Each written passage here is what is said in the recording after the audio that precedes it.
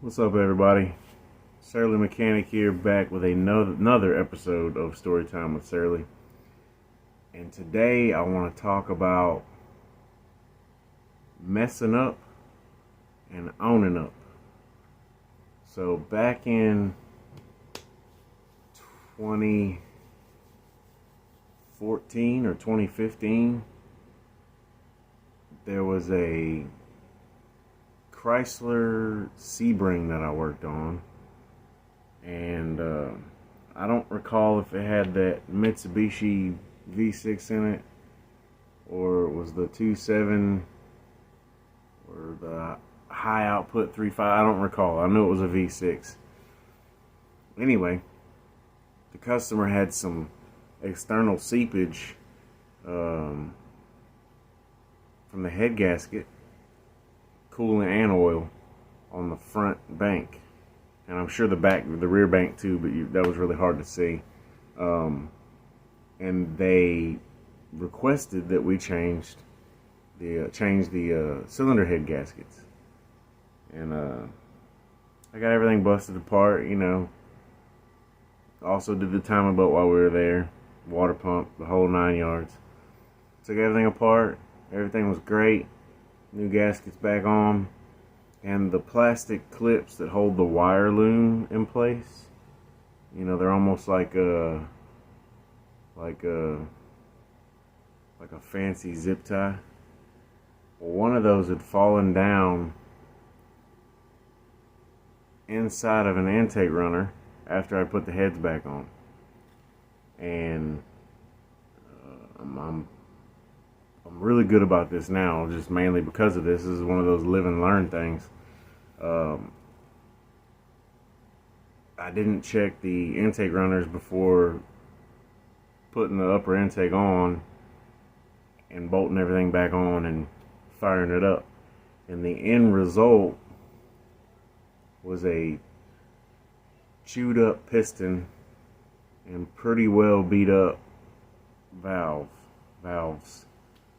I don't think the valves got it as bad as the piston got it.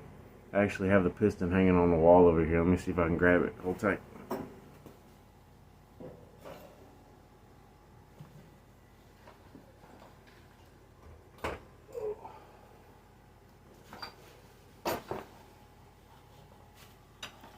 I could be wrong. Oh, so that's what that looked like. And I keep this on my wall of offerings, I guess you could call it, to the keepers of speed. Look, it's even got a Mitsubishi stamp on it, so I'm assuming it was the Mitsubishi. What's that, a 3-liter, I guess, would be in the Sebring. But that's what this is from, and look how bad it got that. Look at that. Terrible. Chewed that piston up. I mean, that's not bad, but it's not good either, and there's obviously no compression there. But yeah, so look at that, you can't even press the rings. So that being said, that's one of those live and learn things, but at the same time, don't ever be afraid to say that you messed up. We all live and we learn, and the more experienced you get, it could go either way. It could be, I'm really experienced and I don't need to double check myself, or I'm really experienced, or I know that I'm gonna double check myself because I don't want to have to work on this again. And at the time I was working for a shop in Houston, and to make a long story short, we replaced the short block. No, we replaced the whole assembly, the whole engine assembly. And I recall the service manager at the time, I specifically asked, hey, do you want to do cam and crank seals? Excuse me a second. Jehu, leave it alone. dog's out there eating something. Anyway, I asked the service manager, hey, you want to replace the cam crank seals, all this, that, and the other while we're here, since I'm putting this new timing belt, water pump, and everything on it from this other motor? Nope, we ain't worried about it. Okay, and naturally what starts happening to a junkyard motor that's been sitting for who knows how long, once it gets good and hot and goes through a couple of good drive cycles, your cam and crank seal are going to start leaking, which is what happened. Not to say that's all the time. You take a risk on used parts, and it was a used part. It's from a salvage yard. I'm not knocking used parts because I have plenty of them.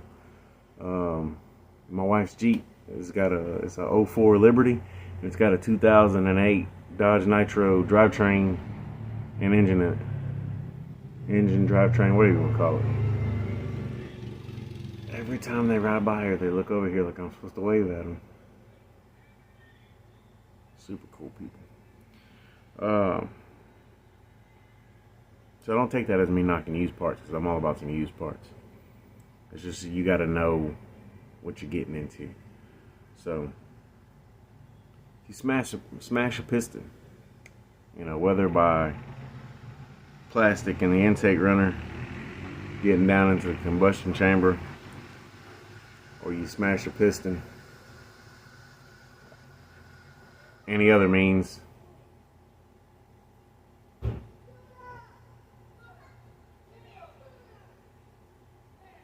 great. Alright,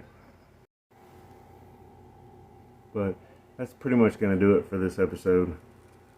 Make sure you double check your work. Make sure you don't get too complacent, and that can go in anything. And I tell people right now, if I mess up, I'm the first one to tell you that I messed up, because there ain't no sense in playing those games. I wish everybody was like that, but unfortunately that's not the way the world works. So y'all take it easy, stay tuned. I'm fairly certain I'm selling that Bronco. Don't know that I'm going to get around to it, mainly because I got about 9 million other things I'm trying to do on top of the new job. I did get the fuel system replaced on my VFR. It still had the roadside repair done to it while I was in Wyoming. I finally got around to ordering some stuff to make that a much better and longer lasting setup. I plan on doing fork seals on it soon, new passenger pegs, something a little bit wider, and then new tires, the whole 9 yards. And then I have a Roadstar that's my brother's.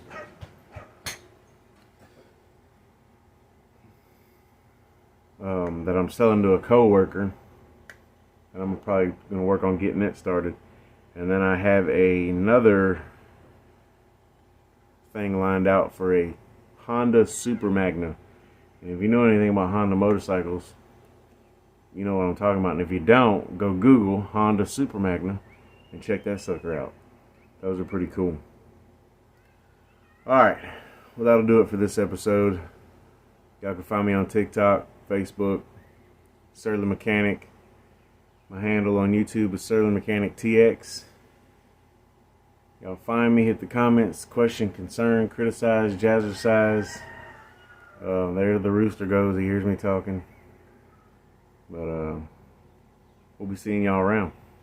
Stay tuned.